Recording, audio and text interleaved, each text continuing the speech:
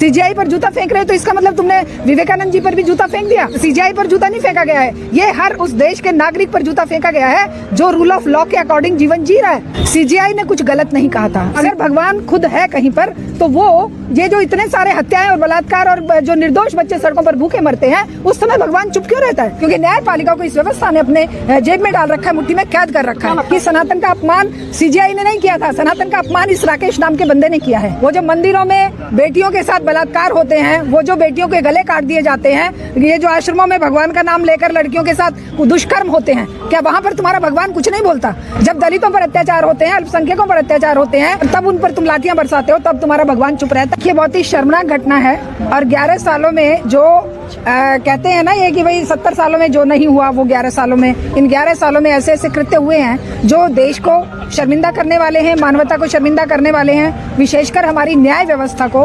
कल वाला जो इंसिडेंट है, हमारे पूरी के पूरे संवैधानिक मूल्यों के ऊपर जूता फेंका गया है। ये सीजीआई पर जूता नहीं है, ये मानवता पर जूता है। ये आधुनिक न्याय व्यवस्था जिसमें ये कहा जाता है कि रूल ऑफ लॉ है, ये कहते हैं कि सनातन का अपमान। हम कहते हैं 5000 साल जो तुम्हारी पुरानी संस्कृति है, क्या वो संस्कृति ये सिखाती है कि जूता उठाकर मारिए? हम भी सनातन धर्म के मानने वाले हैं। हमने तो आज तक किसी पर कोई कितना ही भी हमारा विरोधी हो, कितना ही भी हमारा नुकसान हुआ हो, हम तो जूता उठाकर फेंकने का सोच भी नहीं सकते।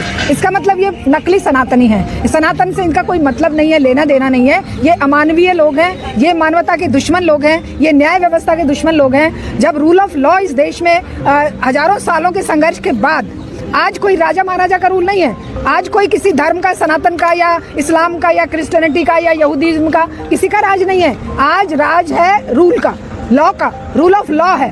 तो रूल ऑफ लॉ को अगर आप जूता फेंकते हैं तो इसका मतलब आप एक निहायत इस व्यवस्था के दुश्मन हैं।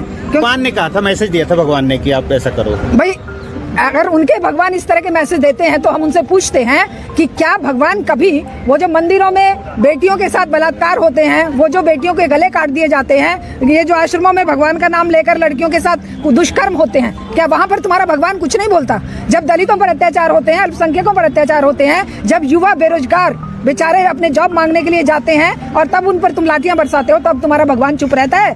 तुम्हारे एक पत्थर के मूर्ति को अगर वो भी जो यूएनओ की तरफ से एक संरक्षित उसमें आ रहा था, प्रोटेक्टेड एंड मॉन्यूमेंट्स में आ रहा है, और जिसको कोई अधिकार नहीं है सीजीआई का कि वो उस पर आदेश दे सके, उसको तुम बेगैरत इंसान, तुम्हें पता ही नहीं है, ना तुम कानून जानते हो, ना तुम सभ्यता जानते हो, ना तुम यूएनओ को जानते हो। कहने को तुम कह रहे हो कि गोल्ड मेडलिस्ट और वकील है, वकालत के नाम पे ऐसे लोग धब्बा हैं, क्योंकि जो जानते ही नहीं है कि सीजीआई की कीमत क्या है। सीजीआई कोई व्यक्ति नहीं है, वो इस व्यवस्था के प्रतीक हैं। वो